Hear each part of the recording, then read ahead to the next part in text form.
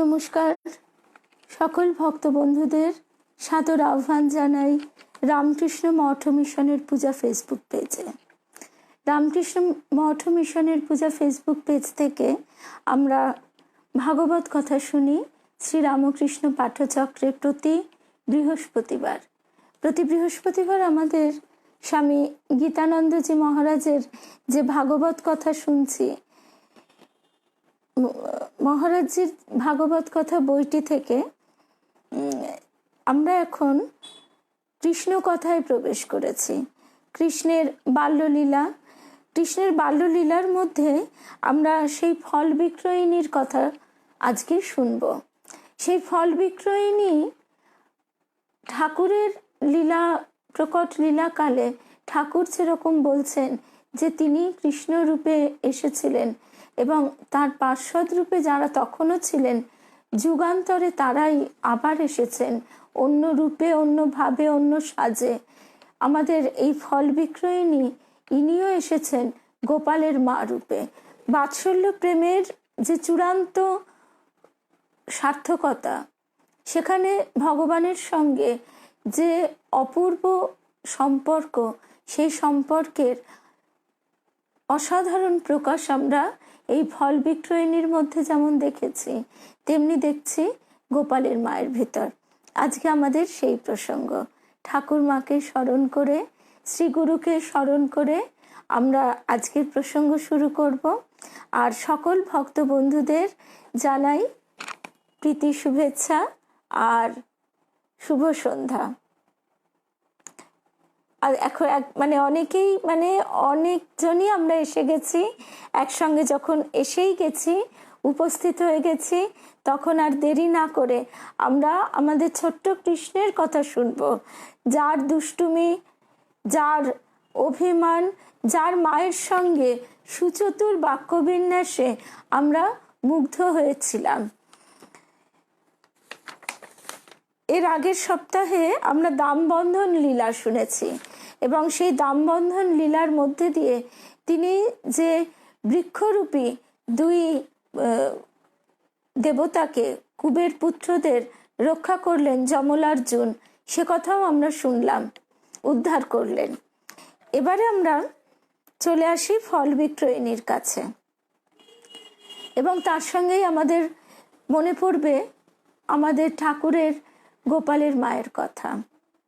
মহারাজ পরীক্ষিত এবং উপস্থিত সাধু মহাত্মাদের মনকে ভগবানের মধুর বাল্যলীলা প্রচেষ্টায় একেবারে নিমজ্জিত করার জন্যই যেন সুখদেব কৃষ্ণের আরও কয়েকটি বাল্যলীলার বর্ণনা করেছেন।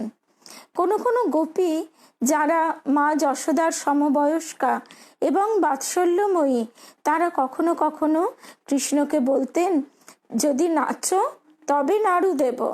এইভাবে তারা কৃষ্ণকে উৎসাহিত করতেন এবং কৃষ্ণ তখন প্রকৃত বালকের মতো নাচতেন। আবার কখনো বা পুতুল নাচের মতো, সুতোয় বাঁধা পুতুলের মতো গোপীদের বশীভূত হয়ে যেন কিছু না বুঝেই কৃষ্ণ মুগ্ধভাবে উচ্চৈঃস্বরে গান ও নৃত্য করতেন। কোথায় তিনি রাজরাজেশ্বর, পূর্ণ ব্রহ্ম নারায়ণ, তিনি জগতের স্রষ্টা, পালনকর্তা, সংহারকর্তা। তিনি আবার একটা গ্রামের সাধারণ গোপীদের, তাদের কথায় তারা লোভ দেখাচ্ছে ছোট্ট কৃষ্ণকে, যদি নাচো তবে নাড়ু দেব।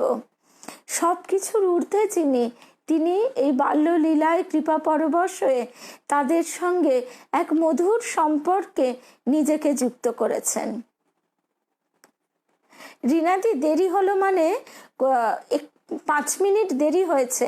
নেটের একটু সমস্যা ছিল বলে পেজটা ওপেন হচ্ছিল না, ওই জন্য 5 মিনিট দেরি হয়ে গেছে।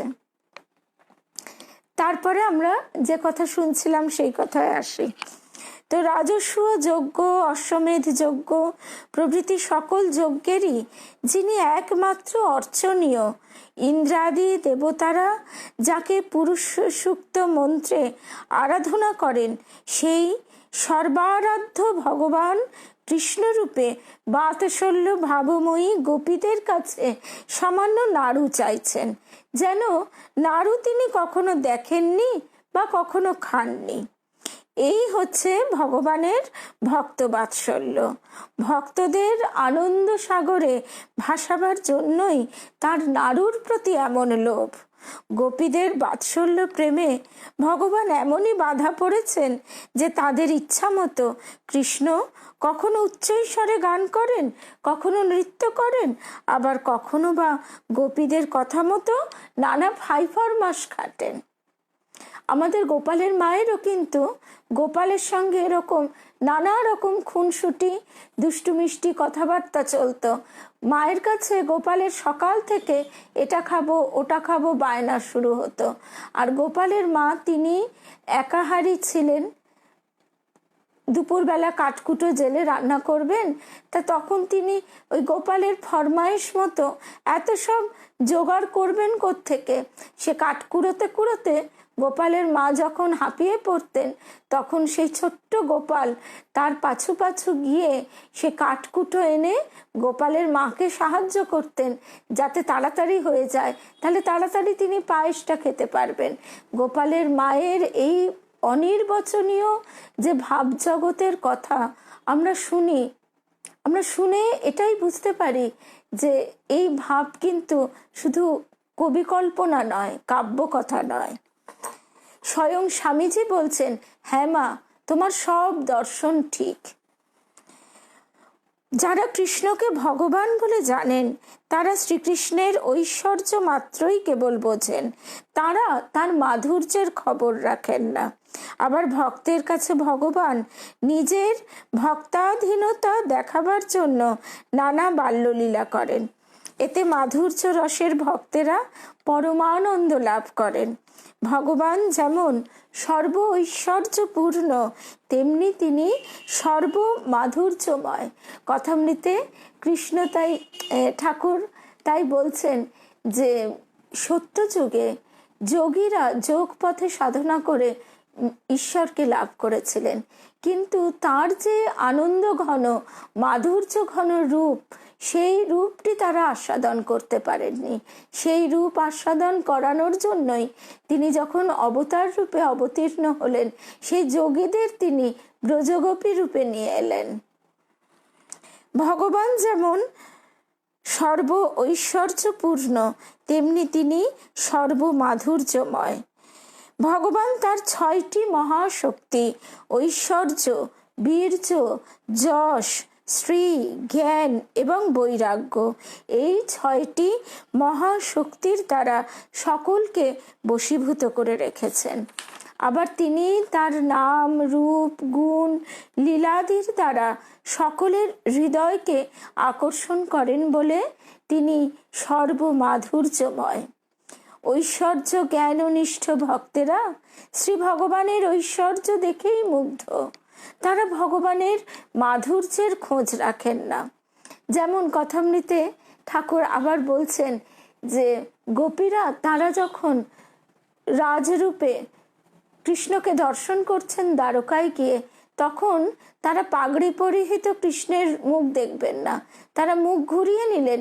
কৃষ্ণ সমাদরে ছুটে এসেছেন গোপীদেরকে বরণ করে, আতিথেয়তা বরণ করে নেবেন বলে, কিন্তু গোপীরা বলেন না না, আমাদের এ কৃষ্ণ তো নয়, এ কৃষ্ণ সে কৃষ্ণ নয়, আমরা আমাদের সেই রাখাল ব্রজ বালক সেই কৃষ্ণের সন্ধানে এসেছি, আমরা পরপুরুষের মুখ দেখতে চাই না। ঠাকুর এই গল্পটি বলে বলে বলতেন ভক্তদের যে এই হচ্ছে নিষ্ঠা ভক্তি, একনিষ্ঠ ভক্তি, যে তোমার ওই রূপ ছাড়া আর কোনো রূপই আমি দেখতে চাই না।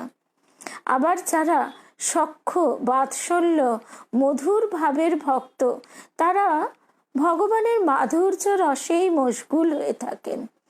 ভগবানের ঐশ্বর্য তাদের চোখেও পড়ে না।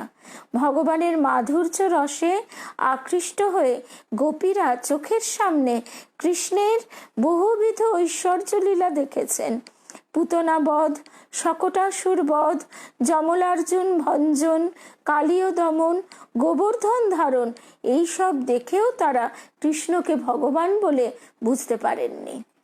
কৃষ্ণকে বশে রেখে তাদের কাছে সামান্য শিশুর মতো, প্রাকৃত শিশুর মতোই তারা ব্যবহার করেছেন, লালন পালন করেছেন, আদর যত্ন করেছেন। বিশ্বভুবনে ভগবান সর্বত্র সকলকে বশে রাখেন, কিন্তু গোপীরা কৃষ্ণকে বশে রাখতেন।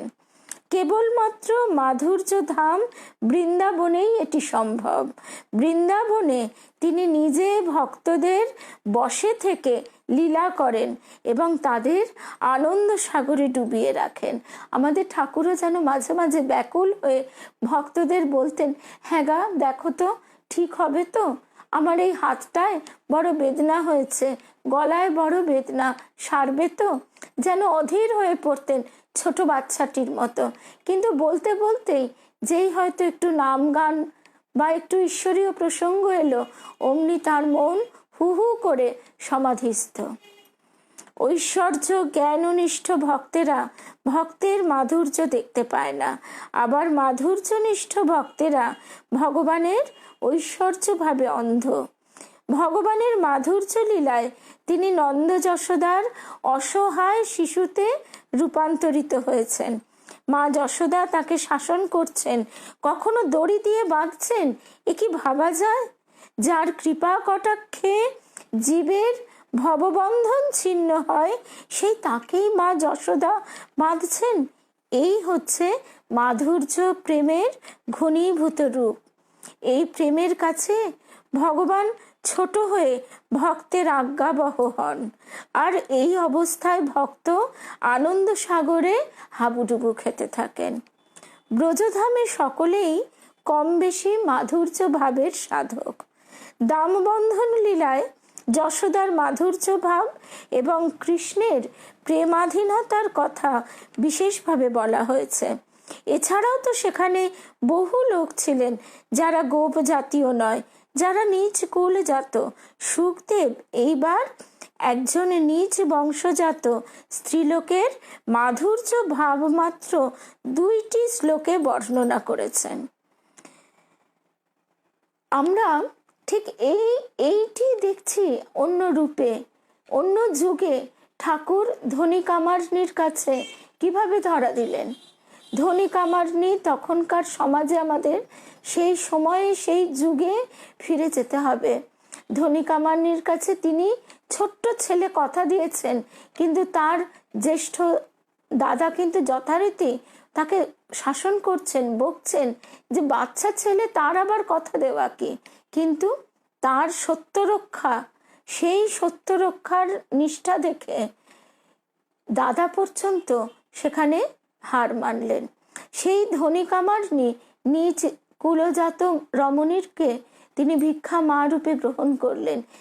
আমাদের ঠাকুরের লীলা অনুধ্যানে, লীলা দর্শনে আমরা সবসময় এটাই দেখতে পাই যে তিনি নারীকে সবসময় কতখানি সম্মান করেছেন, কতটা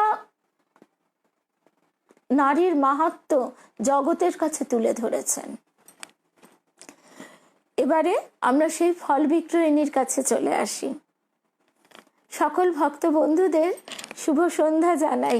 আজকে আমরা একসঙ্গে ঝটপট সবাই এসে গেছি। আমাদের কৃষ্ণ, ছোট্ট কৃষ্ণ আমাদের সকলকে জড়ো করেছে। সকলের সঙ্গে আলাদা আলাদা করে কথা হলো না।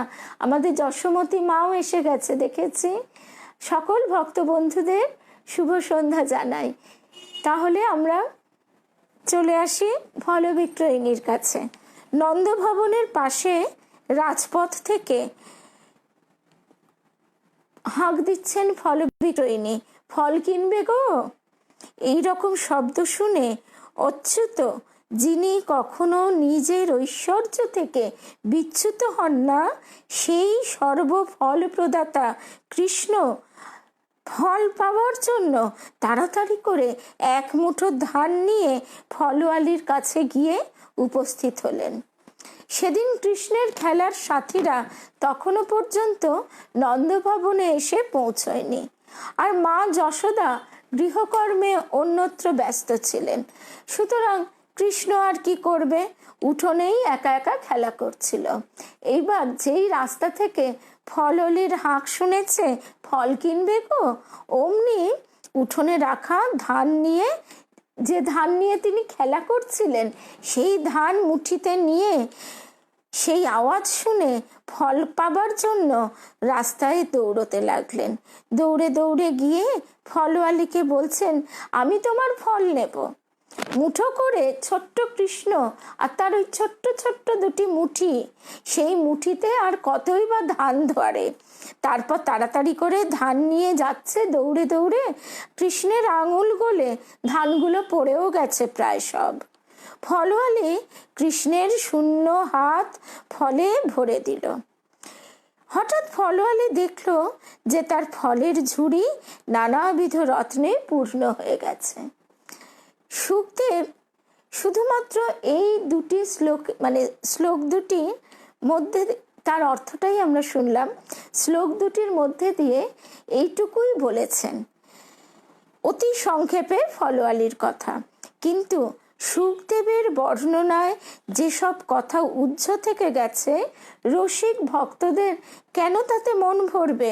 রসিক ভক্তেরা তখন আবার সেটি আরো পুঙ্খানুপুঙ্খ রূপে বর্ণনা করছেন। কৃষ্ণকে দেখে তার সুমধুর কথা শুনে ফলওয়ালি এক অদ্ভুত ভাবাবেশে, এক অননুভূত আনন্দের আবেশে একেবারে আত্মহারা হয়ে পড়ল। ঠিক যেমনটি গোপালের মা রাত 2টোর সময় উঠে জপে বসতেন। তিনি বালবিধবা ছিলেন এবং বালবিধবা ব্রহ্মচারিণীর জীবন ছিল তার। তো সেই জন্য তিনি রাত 2টো থেকে উঠে জপ ধ্যান করে যখন ব্রাহ্ম মুহূর্তে সেই জপ ইষ্ট দেবতার পায়ে নিবেদন করবেন, সেই সময় হঠাৎ দেখেন, আরে সেই দক্ষিণেশ্বরের সাধু, সে এখানে অমনি গোপালের মূর্তিতে অমনি হামা দেওয়া, এই এখানে এলো কি করে? দেখে তো গোপালের মা চমকে চিৎকার করে উঠল। কিন্তু হলে কি হবে, আশেপাশে কেউ ছিল না বলে তার চিৎকার কেউ শুনতে পায়নি। তারপরে হাঁ করে তাকিয়ে আছে, একটু সন্দেহ, একটু ভয়, একটু বিস্ময় নিয়ে গোপালের মা যেই বাড়ানো হাতটি ধরতে গেছে, অমনি সেই ঠাকুরের মূর্তি ফেটে গিয়ে সেই ভাবঘন রূপটি যেন বিলীন হয়ে গেল। ফেটে গিয়ে তার ভেতর থেকে হামা দেওয়া 10 মাসের গোপাল কৃষ্ণ বেরিয়ে এলো। এসে মা করে গোপালের মাকে অস্থির করে তুলল।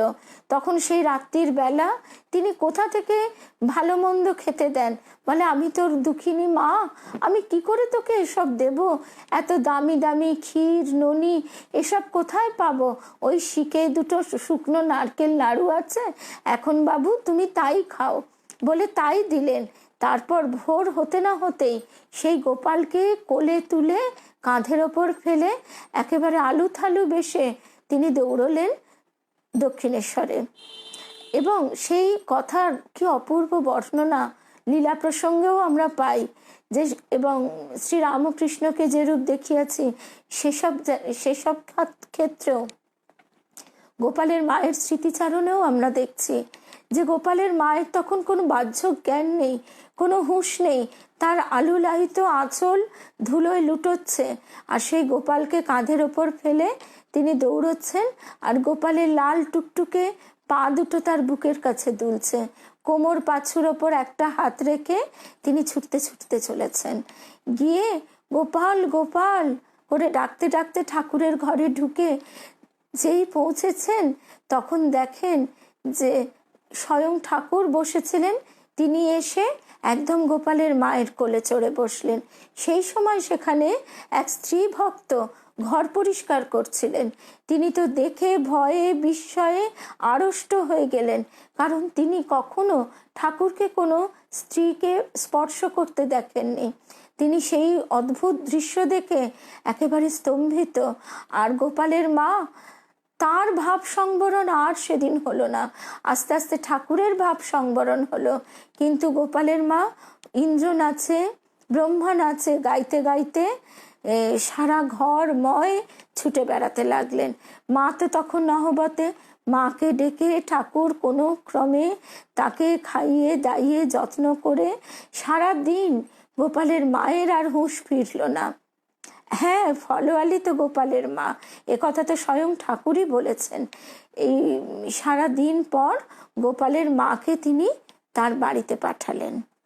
তাই এখানেও আমরা দেখছি ভক্ত তিনি বলছেন যে কৃষ্ণকে দেখে তার সুমধুর কথা শুনে ফলওয়ালি এক অদ্ভুত ভাবাবেশে, এক অননুভূত আনন্দের আবেশে একেবারে আত্মহারা হয়ে পড়ল।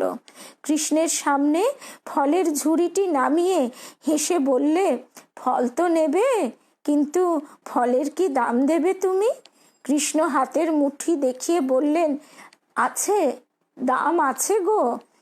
তারপর হাতের মুঠিটি যেই খুললেন, হাতে করে ধান নিয়ে আসার সময় এদিকে কৃষ্ণের ছোট্ট ছোট্ট আঙুলের ফাঁক দিয়ে প্রায় সব ধান পড়ে গেছে। মাত্র দু একটি ধান ওই ছোট্ট গোল গোল হাতে আটকে আছে। এই দেখে ফলওয়ালি ছদ্ম কোপে বলছেন, দু একটি ধান দিয়ে তো এই সব ফল কেনা যাবে না, সুতরাং ফলের বদলে তুমি আমায় কি দেবে আগে বলো। শিশু কৃষ্ণের সাথে কথা বলে ফলওয়ালি এক অদ্ভুত আনন্দের আবেশে মেতে উঠল।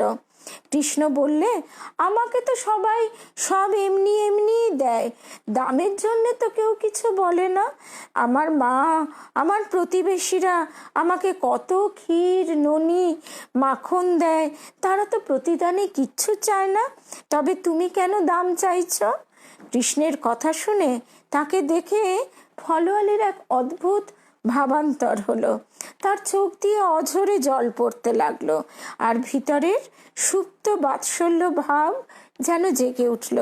ফলওয়ালি বললে, তুমি যেমন ক্ষীর ননি খাবার জন্যে তোমার মাকে মা বলে ডাকো, তার কোলে ওঠো, সেই রকম তুমিও একবার আমাকে মা বলে ডাকো, একবার আমার কোলে ওঠো, তাহলে আমার সমস্ত ফলই তোমায় দেব, চিরদিন তোমার মায়ের দাসী হয়ে থাকবো। এরকম করে খুব ভোলাচ্ছে।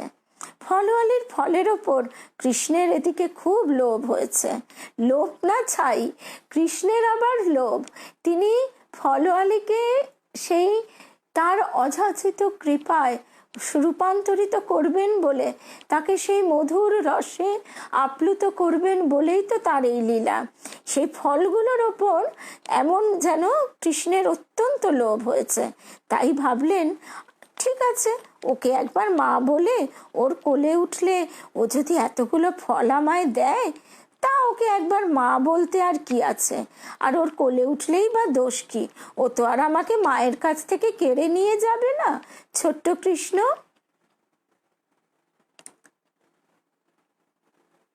সত্যি তাই, যার যেমন ভাব তাকে ঠাকুর তেমনি ভাবেই এগিয়ে নিয়ে চলেছেন। তো তবে ওই যে বাৎসল্য ভাব, তারপরেই শেষ হচ্ছে মধুর ভাব। মধুর ভাব একদম শেষ কথা, এবং সেই ভাবটি সাধন করা সবচেয়ে কঠিন। তবু তার আগে বাৎসল্য ভাবে দেহাতীত ভাবটি আমরা অনেকটা বেশি আস্বাদন করতে পারি, অনুভব করতে পারি। তো তারপরে যে কথায় আমরা ছিলাম, কৃষ্ণ ভাবছে যে ও তো আর আমাকে আমার মায়ের কাছ থেকে কেড়ে নিয়ে যাবে না, তার উপর ও তো আবার বলছে আমার মার দাসী হয়েই থাকবে, তা ওকে আমার মা বলে কোলে উঠলে আর কি আছে, কোনো দোষ হবে না। এইভাবে চিন্তা করে কৃষ্ণ এদিক ওদিক তাকিয়ে দেখলে যে কেউ কোথাও নেই। এই সুযোগে সে ফলওয়ালিকে একবার মা বলে ডেকে তার কোলে উঠে তাকে কৃতকৃতার্থ করলেন। এদিকে কৃষ্ণের মুখে মা ডাক শুনে তাকে কোলে পেয়ে ফলওয়ালি আনন্দের আতিশয্যে একেবারে দিশেহারা হয়ে পড়ল। হবেই তো, যাকে এক মুহূর্ত ধ্যানে দর্শন করার জন্য কত মুনি ঋষি যোগী যুগ যুগ ধরে সাধন করেন, তপস্যা করেন, সেই সচ্চিদানন্দ বিগ্রহ শ্রীকৃষ্ণকে ফলওয়ালি নিজের বুকের কাছে পেয়েছে। সুতরাং আনন্দে তাকে দিশেহারা হতেই হবে। শুধু কি তাই, বাকি জীবনটাই তার এক অনির্বচনীয় স্মৃতির আনন্দে ভেসে চলবে। যাই হোক, ফলোয়ালির সেই উচ্ছ্বাস একটু প্রশমিত হলে কৃষ্ণ তার কোল থেকে নেমে 2 হাত পেতে বললেন, এবার আমায় ফল দাও। ফলোয়ালি আনন্দে আত্মহারা হয়ে তার ঝুড়ি উজাড় করে সমস্ত ফল কৃষ্ণের হাতে দিয়ে দিল।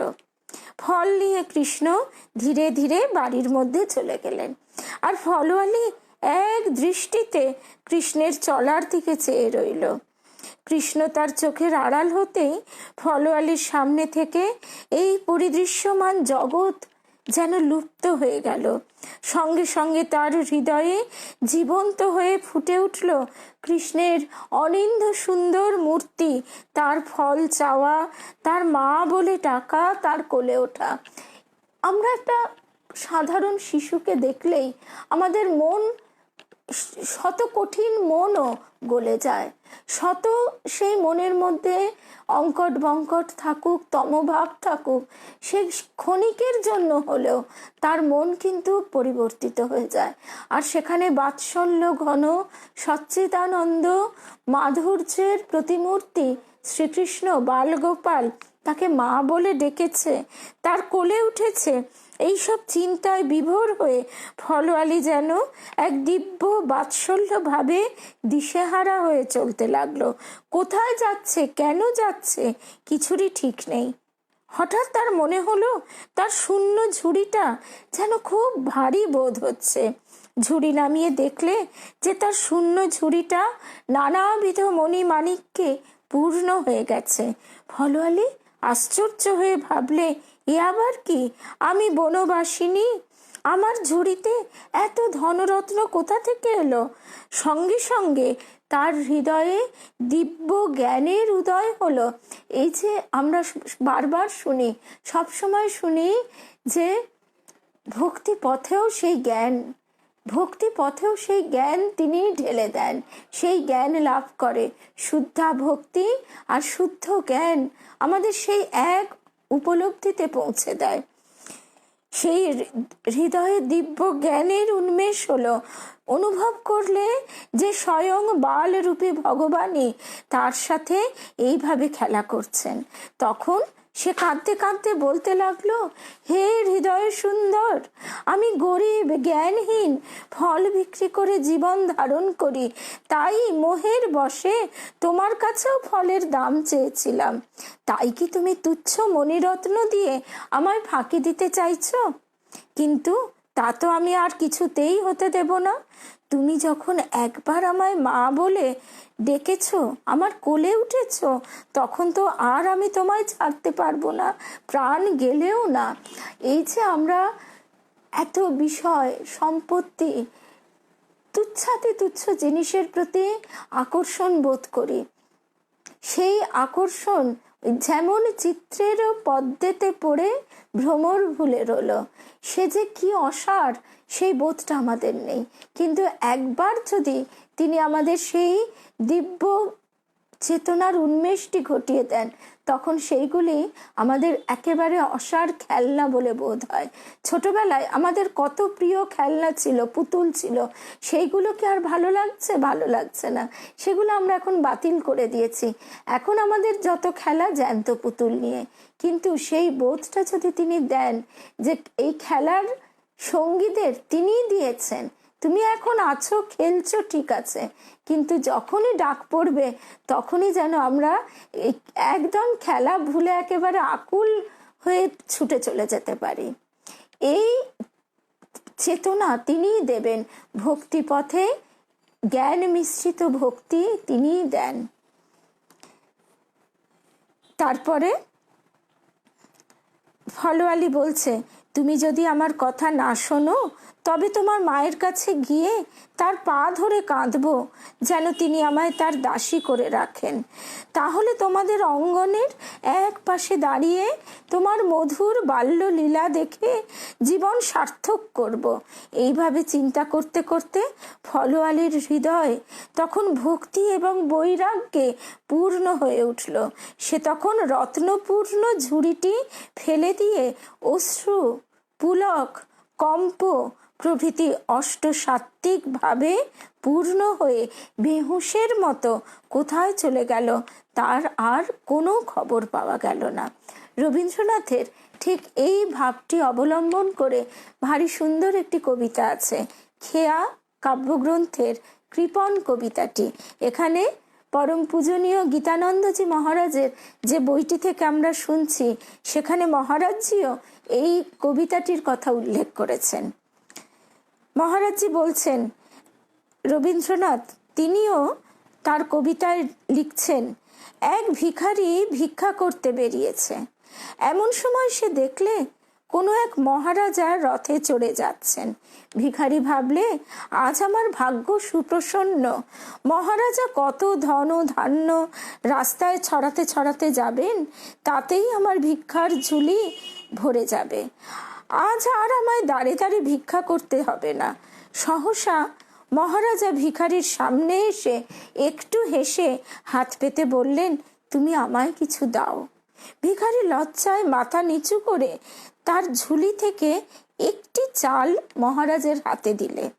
ঘরে ফিরে ভিখারি দেখলে তার ভিক্ষার ঝুলির মধ্যে একটি সোনার দানা রয়েছে।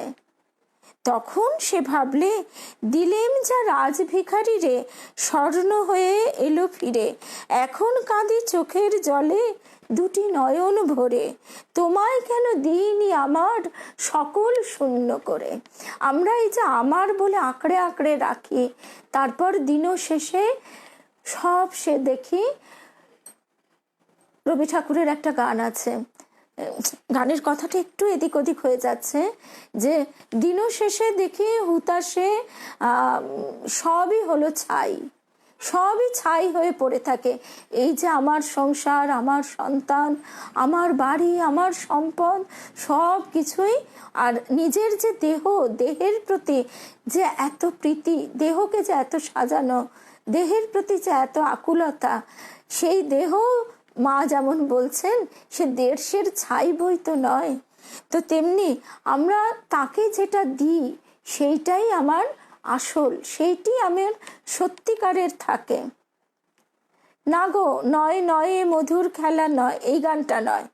দিনও শেষে দেখি ফিরে এসে সকলে টেগোর ওয়েবটা খুলছে না, না হলে এক্ষুনি আমি খুলে মনে করতাম গো গানটা। দিনও শেষে ফিরে এসে দেখি হুতাশে সবই হলো ছাই। গানের কথাগুলো এই রকম, তো একটু পরে একটু দেখে নিও। হ্যাঁ, টেগোর ওয়েবটা কেন জানি না আজকে কিছুতেই সকাল থেকে খোলেনি। তারপর যে কথাটা বলছিলাম, তারপর ভিখারির ধনের আকাঙ্ক্ষা ছিল, সে প্রাণ ভরে রাজাধিরাজকে নিজের সবকিছু দিতে পারেনি। এই যে আমরা আমাদের যা দিতে পারি না, সেটাই আমাদের ওই ঝুলিতে অসার হয়ে থাকে, সার বস্তুতে পরিণত হয় না। কিন্তু যতটুকু দিই সেই ততটুকুই সোনা হয়ে ফিরে আসে। ওই ধনাকাঙ্ক্ষার জন্যই তার ক্ষোভ হয়েছিল, তখন যদি ঝুলি উজাড় করে মহারাজকে দিতাম। এদিকে ফলওয়ালি ভালোবেসে তার ঝুড়ি উজাড় করে বালকৃষ্ণকে ফল দিয়েছিল, এতে তার কিছুমাত্র ধনাকাঙ্ক্ষা ছিল না। সুতরাং সে যখন দেখলে যে তার ঝুড়ি ধনরত্নে পূর্ণ হয়ে গেছে, তখন সে ভাবলে, এসব নিয়ে আমি আর কি করব। আমরা আমাদের ভিতরে এই মনের আকাঙ্ক্ষাটা থাকে বলেই, যার আকাঙ্ক্ষা আছে তার সোনা দানা গয়না গাটির প্রতি আকর্ষণ থাকে, সেগুলি তখন সে চায়। কিন্তু যখন সে একবার ঈশ্বর প্রেমের কণামাত্র পায়, তখন তার কাছে সেগুলো একেবারেই ওই ছাই বলেই বোধ হয়, তার কাছে তার আর কোনো মূল্য থাকে না। সুতরাং সে যখন দেখলে তার ঝুড়ি ধনরত্নে পূর্ণ হয়ে গেছে, তখন সে ভাবলে, এসব দিয়ে আমি কি করব। আমি তো ধনরত্ন চাইনি, আমি চেয়েছিলাম শুধু তোমাকেই। তাই ফলওয়ালি ওই সব ধনরত্ন ফেলে দিয়ে তারই সন্ধানে চলে গেল। জগতের লোক ধনরত্ন চায়, কিন্তু জগতের যিনি অধীশ্বর তাকে চায় না। মথুরবাবুকে ঠাকুর বলেছিলেন, ঠাকুর যখন তার প্রকট লীলাকালে দক্ষিণেশ্বরে অবস্থান করছেন তখন একবার ঠাকুরের গয়না চুরি হয়ে গেছিল। তখন মথুরবাবু তো যথারীতি, তিনি তো জমিদার মানুষ, তার তো ধনরত্নের প্রতি আকর্ষণ, তিনি দুঃখ করছেন, ঠাকুরকে বলছেন, বাবা তিনি তার গয়না রক্ষা করতে পারলেন না। তখন ঠাকুর হেসে বললেন, ওগো মথুর, এ তোমার কাছেই সম্পদ, তার কাছে মাটির ঢেলা বই তো আর কিছু নয়। জগতের লোক ধনরত্ন চায়, কিন্তু জগতের যিনি অধীশ্বর তাকে চায় না। সাধারণ মানুষ জগতের ঐশ্বর্য ভোগ করতে চায়, আর ভক্ত চায় ভগবানের মাধুর্য সম্ভোগ করতে। ফলওয়ালি যে কোথায় গেল, ভাগবতকার সে কথা আর কিছু বলেননি, কিন্তু রসিক পণ্ডিতেরা তো অত সহজে ছাড়বেন না। তাদের অনুসন্ধিৎসা ফলওয়ালির অন্তিম গতি কি হলো, তাদের ধারণা এবং তা যুক্তিসঙ্গতও বটে। পুতনা রাক্ষসী বিষ মিশ্রিত স্তন পান করিয়ে কৃষ্ণকে বধ করতেই এসেছিল, কিন্তু কৃষ্ণ তাকে দুর্লভ ধাত্রীগতি প্রদান করেছিলেন। ক্রূর পুতনা রাক্ষসীরই যদি এই অবস্থা হয়, তবে যে ফলওয়ালিকে কৃষ্ণ মা বলে ডেকে তার কোলে উঠেছিলেন এবং স্বহস্তে তার ফল গ্রহণ করেছিলেন, তাকে কি তিনি বঞ্চিত করতে পারেন? পুতনা রাক্ষসীর দেহটাই ছিল কৃষ্ণ সেবার বাধক, তাই কৃষ্ণ পুতনার দেহটা বিনাশ করে তাকে যথাযোগ্য বাৎসল্য প্রেমোচিত দেহ দান করে তার সেবাধিকার দিয়েছিলেন। আমরা এতদিন এই পুতনা বধটাই জানতাম, কিন্তু পুতনা মোক্ষ লীলা, মূল কথা হচ্ছে এটা যে তার মোক্ষ লাভ হলো, তার দেহটাই কৃষ্ণ সেবার অন্তরায় ছিল। তিনি সেই দেহটা বিনাশ করে তাকে যথাযোগ্য বাৎসল্য প্রেমোচিত দেহ দান করে তার সেবাধিকার দিয়েছিলেন। আর ফলওয়ালি সাক্ষাৎভাবে কৃষ্ণ সেবার যোগ্য না হলেও কৃষ্ণের স্পর্শে সে যে সোনা হয়ে গেছে। সুতরাং ব্রজধামের মহা সাধু মহাত্মাদের মতো ফলওয়ালিও কৃষ্ণ প্রেমে মাতোয়ারা হয়ে নিরন্তর কৃষ্ণ দর্শনের তীব্র ব্যাকুলতা নিয়ে ব্রজের পথে ঘাটে কৃষ্ণ নাম করতে করতে অন্তিমে কৃষ্ণ সান্নিধ্য লাভ করবে, এতে আর সন্দেহের অবকাশ কোথায়। আজকে আমাদের এই ফলওয়ালির কথা এখানেই শেষ হলো। এর পরের দিন আমরা শুনব ব্রজবাসীদের গোকুল থেকে বৃন্দাবনে আগমন এবং কৃষ্ণের গোচারণ লীলা। আচ্ছা, ওই যে কবিতাটার কথা বলছিলাম, একবার একটু চেষ্টা করে দেখি, তবে এই গানটার লাইন এটা নয় বলেই মনে হচ্ছে, মৌসুমী যেটা বলছে, একবার একটু দেখি।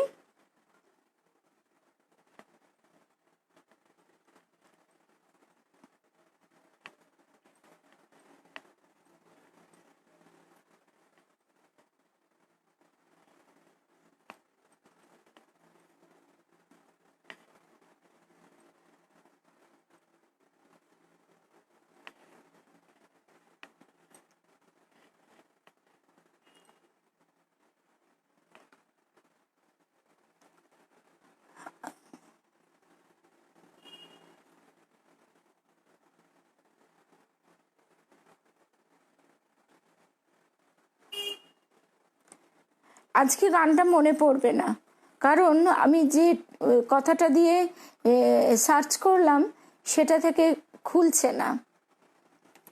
তো যাই হোক, পরে যদি মনে পড়ে নিশ্চয়ই আমরা কালকে একবার স্মরণ করে নেব। কালকে শুক্রবার, কালকে আবার আমাদের দেখা হবে সৎপ্রসঙ্গ নিয়ে, আবার আমরা শ্রীরামকৃষ্ণ পাঠচক্রে মিলিত হব। তাহলে আজকে আমরা এখানেই প্রসঙ্গ শেষ করি।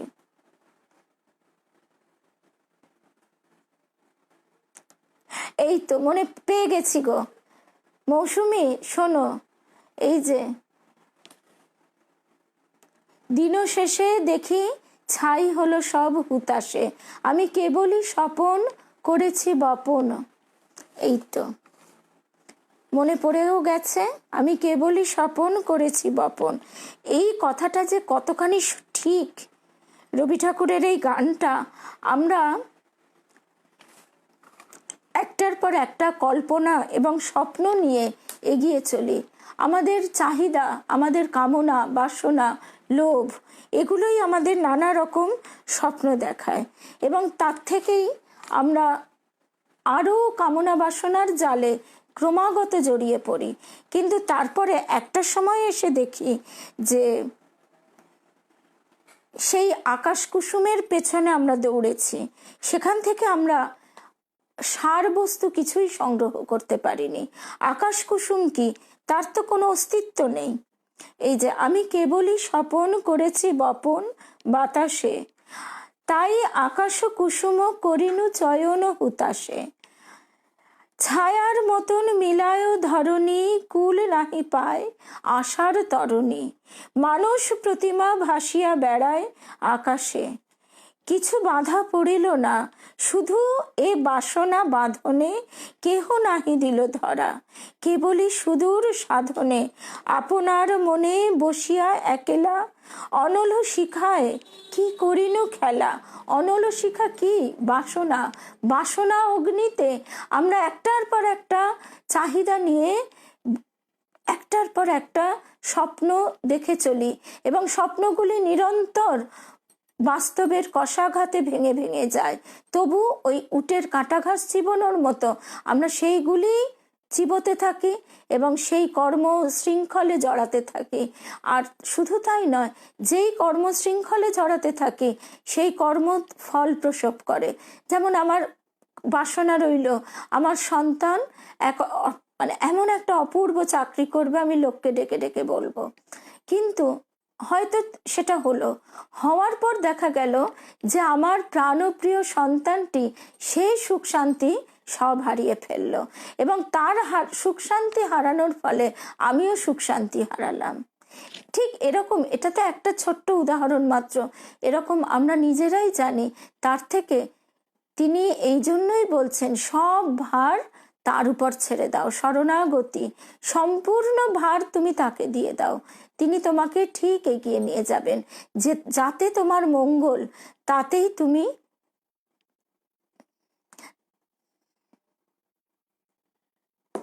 নিশ্চয়ই নিশ্চয়ই অনেক অনেক ভালোবাসা শ্রীমা।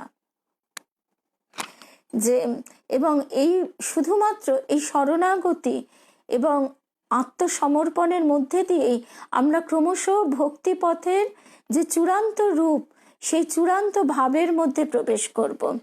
এই যে কিছু বাধা পড়িল না, শুধু এ বাসনা বাঁধনে কেহ নাহি দিল ধরা। কেবলে সুদূর সাধনে আপনার মনে বসিয়া একেলা, অনল শিখায় কি করিনু খেলা। দিন শেষে দেখি ছাই হলো সব হুতাশে, আমি কেবলই স্বপন করেছি বপন বাতাসে। এই স্বপ্ন দেখতে দেখতে, কামনা বাসনার স্বপ্নর ঘোরে আমরা চলতে চলতে আরো যে কত বন্ধনে জড়িয়ে পড়ি সেটা বুঝতে পারি না। মা আমাদের বলছেন যে এত তাড়াহুড়ো করলে হবে, লাল সুতো নীল সুতো যেভাবে লাটাইয়ে পেঁচিয়েছ অমনি করেই তো খুলতে হবে। আমি কলকাতায় থাকি, কলকাতায় বিএলএস হসপিটালের পেছনে, এই জায়গাটার নাম পঞ্চাশায়র নিউ গড়িয়া। আচ্ছা, তাহলে আমরা এই গানটাও মনে পড়ে গেল, খুব ভালো হলো। এবং রবীন্দ্রনাথের এই প্রত্যেকটি গান আমাদের যে কোন এক অপূর্ব বোধে উন্নীত করে সে কথা তো আর বলবার অপেক্ষাই রাখে না। তাহলে আজকে শ্রী রামকৃষ্ণময় শুভরাত্রি। জয় রামকৃষ্ণ।